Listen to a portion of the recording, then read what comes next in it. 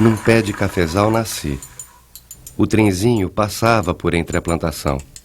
Deu a hora exata. Nesse tempo, os velhos imigrantes impressionavam os recém-chegados. O tema do falatório era o lobisomem. A lua e o sol passavam longe. Mais tarde, mudamos para a rua de cima. O sol e a lua moravam atrás de nossa casa. Quantas vezes vi o sol parado. Éramos os primeiros a receber sua luz e calor. Em muitas ocasiões, ouvi a lua cantar.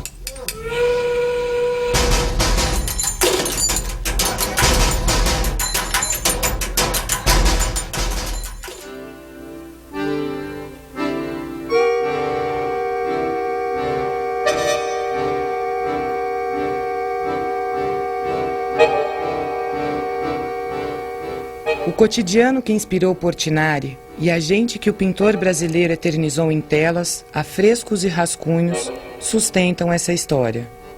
No rastro do olhar de Candinho, costuramos fatos da vida do pintor, poeta e político. Arrematamos com o imaginário popular que ronda a pequena Brodowski e enche de orgulho essa gente. Todo mundo conhece o Portinari. Se você sair e perguntar lá para aquele moço lá fora, você conhece o Portinari? Ele fala, conheço. Mas na verdade conhece o Portinari. Mas não é ele, praticamente, a pessoa dele. Conhece o que ele fez para a cidade. Ele é muito importante, sim. Ixi, deu nome para ele deu nome para Brodowski, sim. Distante o mais longe na memória, a casa velha, o coqueiro solitário. No amanhecer do orvalho moravam os donos do gado. Esse marco hoje está representando onde era a colônia, que ele, inclusive ele morava aqui nesse local. Portinari nasceu aqui de 56 até 61, que eu conheci ele. Ele vinha todos os anos aqui na fazenda, no dia do Natal, passear aqui para ver onde que ele nasceu. Portinari nasceu em dezembro de 1903, nesta fazenda bem perto de Brodowski. Era o segundo dos 12 filhos de seu Batista e Dona Dominga. Os pais trabalhavam na lavoura de café e fixaram-se no Brasil no final do século XIX, período da grande imigração italiana. Morando nas fazendas, já havia alguns retirantes. De vez em quando, os enterros em redes ou lençóis. Tínhamos receio de que se rasgassem e aparecesse um cadáver. Essa gente já se identificava, sempre se lembrando e falando em voltar. Mas a família vai aumentando. No povoado ainda em formação, Candinho, desde os 2 anos de idade, assiste a passagem de famílias inteiras em estado de grande pobreza. Mais tarde, o pintor fixa essas lembranças na série Retirantes. São os traços de denúncia social do artista. Um homem que tinha uma paixão pela pintura, em primeiro lugar, mas para o qual a pintura não era uma ferramenta para exprimir estados pessoais de consciência, estados transitórios, conflitos internos, né? Tudo era coletivo.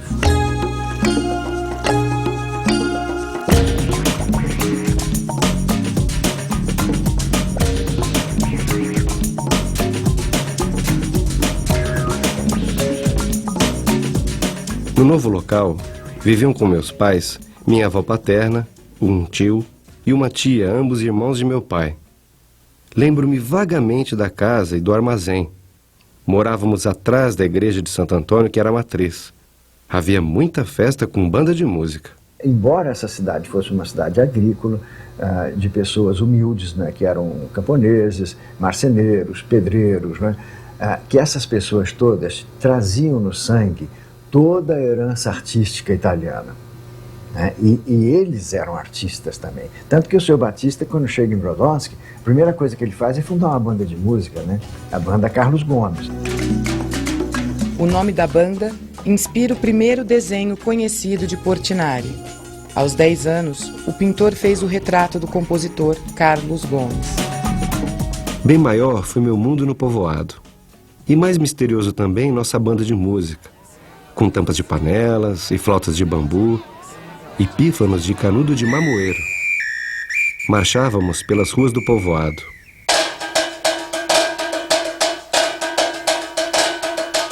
O meu encontro com o Portinari, ele se deu há muitos anos, desde que eu era pequenininha e brincava aqui nessa praça. Então eu sempre soube que aqui nessa casa era a casa de um grande pintor, era o Portinari. A casa, hoje Museu de Portinari, é uma referência à trajetória da vida e carreira do artista que produziu mais de 5.000 obras, sendo que 95% delas estão em coleções particulares a que o público não tem acesso. É preciso crer para ver. Aqui fica todo aquele lirismo, né, da infância dele, que foi o local onde ele passou, né, junto com a família, os irmãos. Então tem todo aquele ambiente, e quando a gente olha uma obra de Portinari, facilmente dá para identificar esse ambiente, né, da infância dele. Eu nunca tinha vindo aqui, mas aí eu vim com o pré-1, pré-2, com o pré-3, agora com a primeira série. Foi aqui que foi o quarto dele, que eu mais gostei.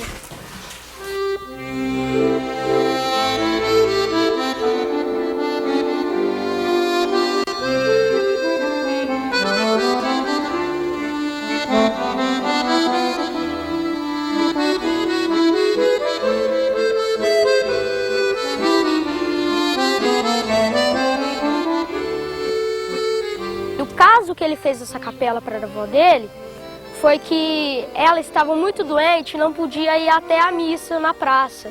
Ele fez uma coisa diferente. Ele pegou todos os santos que ela gostava, foi colocando cara de parentes e amigos deles.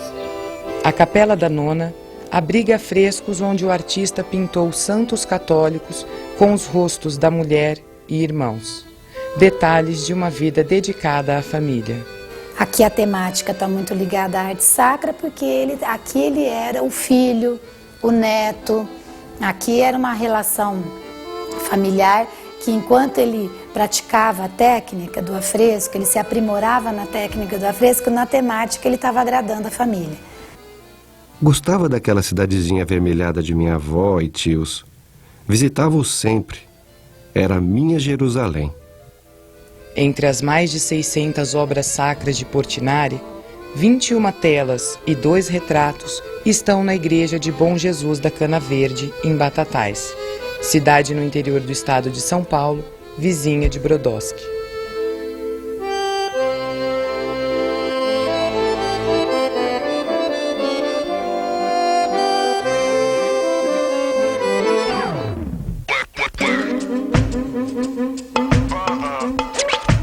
As imagens de Brodowski pincelam a memória de Cândido Portinari. Revelam elementos essenciais nas obras que retratam um antigo vilarejo e velhos sonhos. Pelas ruas, a simplicidade de uma gente humilde que o artista não cansou de pintar. Eu sou um dos meninos de Brodowski. Eu virei menino de Brodowski. Faça de conta que eu sou um menino ainda, né? Eu fui um dos últimos a ser pintado. Depois do Arnóbio, faleceu faz pouco tempo, sou Arnóbio. Aí depois fui um dos últimos.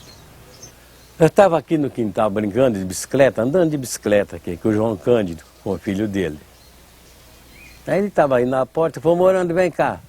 Pôs a cadeira aqui, senta aí. Peguei e sentei. Sentei ele 7 minutos, 8 minutos, por aí. Pode brincar. Então você ia brincar. Tem a lembrança que a gente tem naquela época, né? Saía eu, o filho dele. Aqui era um campo aí, um cerrado. Você ia catar gabiroba, laranjinha, mamica de cadela, né? Era o tempo do Portinari aqui que nós bebíamos.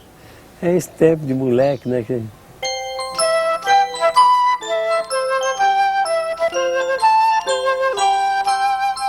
Passaram os acontecimentos. Só não passam os sonhos, tão reais que ninguém saberia distingui-los de coisas acontecidas.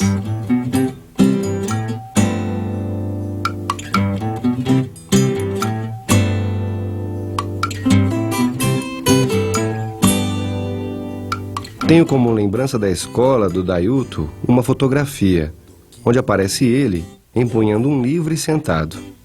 Na foto estou com cara de zangado.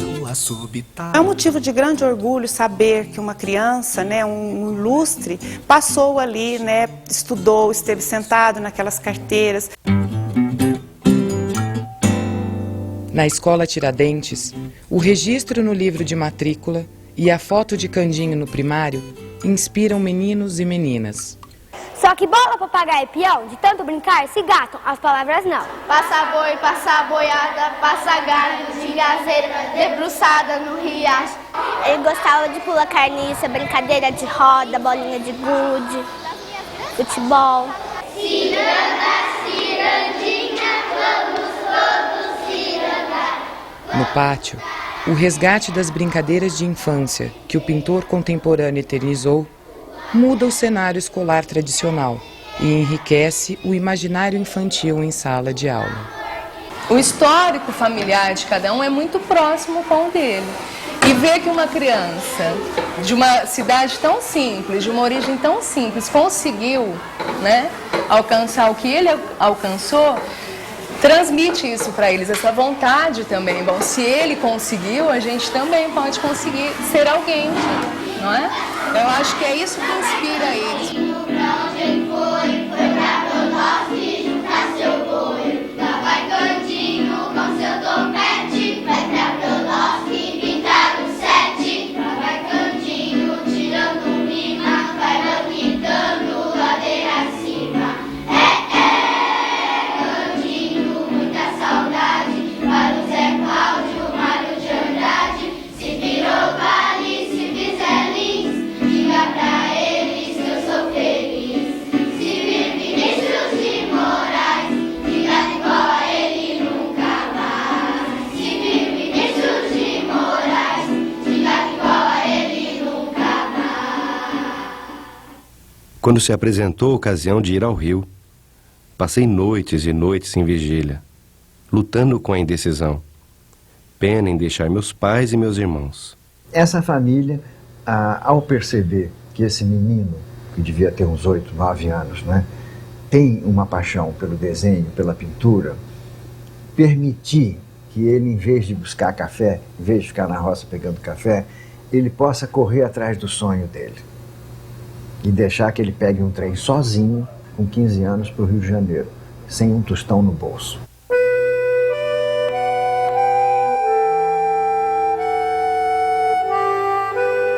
O jovem pintor parte para o Rio de Janeiro, onde vai estudar artes. A trajetória incansável do artista não desvia o alvo principal de sua pintura, o sentimento. Ele teve momentos de enfrentamento quando ele era vivo com a crítica de arte também. E houve um momento quando algumas correntes pregavam, algumas correntes estéticas pregavam.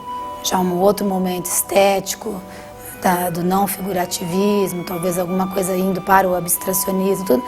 Mas o Portinari se manteve dentro daquilo que ele acreditava. O que eu mais gosto do Portinari era a personalidade dele, como ele tratava as pessoas, né? Um cara humilde. Aí eu me pergunto, eu não tenho convicção, eu não tenho certeza.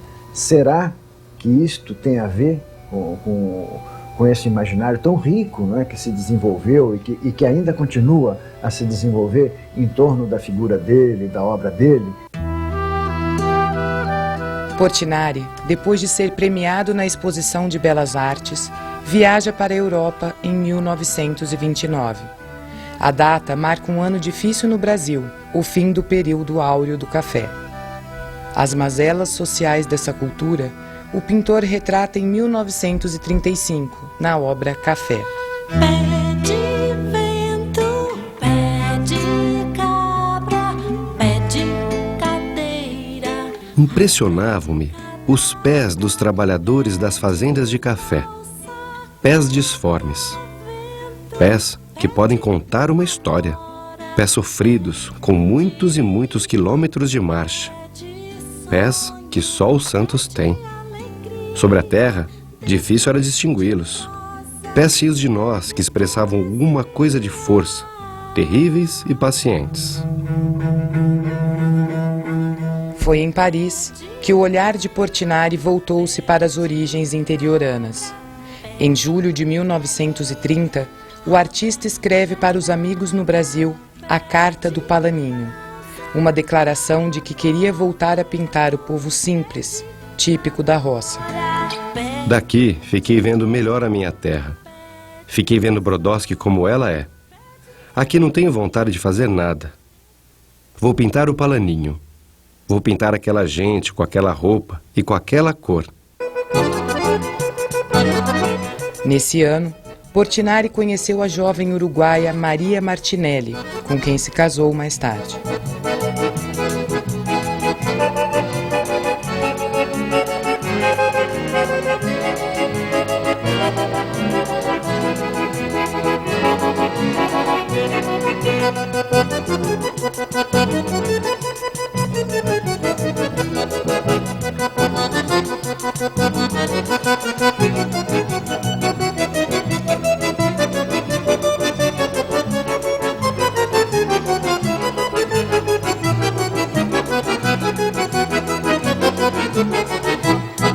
O que chama a atenção de Portinari, assim, para mim, é a persistência e o amor que ele teve para a nossa terra. Ele retratou isso em quase toda a sua obra. Não só a obra, pintura, mas a poesia. Os poemas refletem a mesma coisa, quer dizer, é a tradução em poesia da obra plástica, né?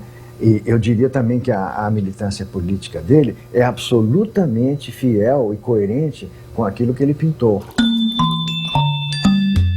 Discutir a proposta plástica de Cândido Portinari requer um exercício de peregrinação por alguns museus e coleções particulares. Questionar sua obra exige um árduo trabalho de pesquisa pelos mais de 25 mil documentos do projeto Portinari. Salve a fonte, a vida, a história, a pureza. Salve a amizade e os encontros pela eternidade. O que é indiscutível, que é um consenso, é a importância dele no cenário cultural e artístico brasileiro, é a pujança da obra dele.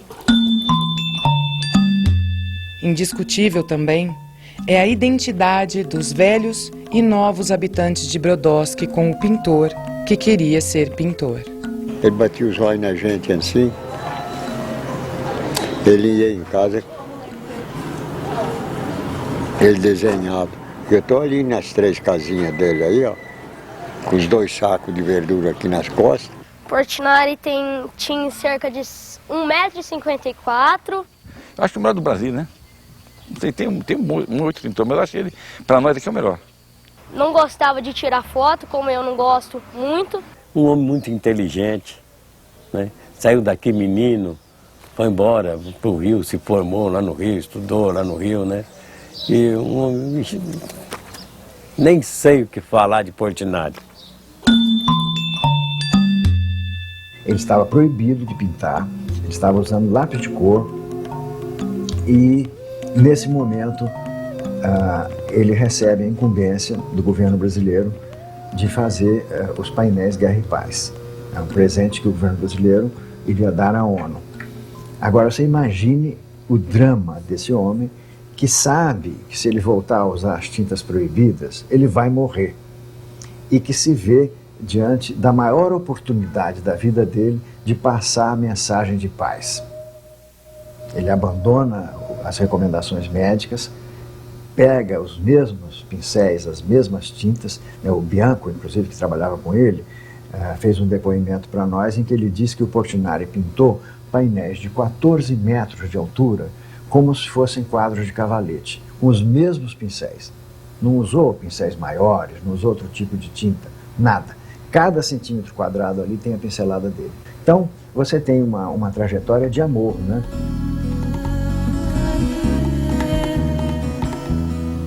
Pedi ao anjo as asas emprestadas.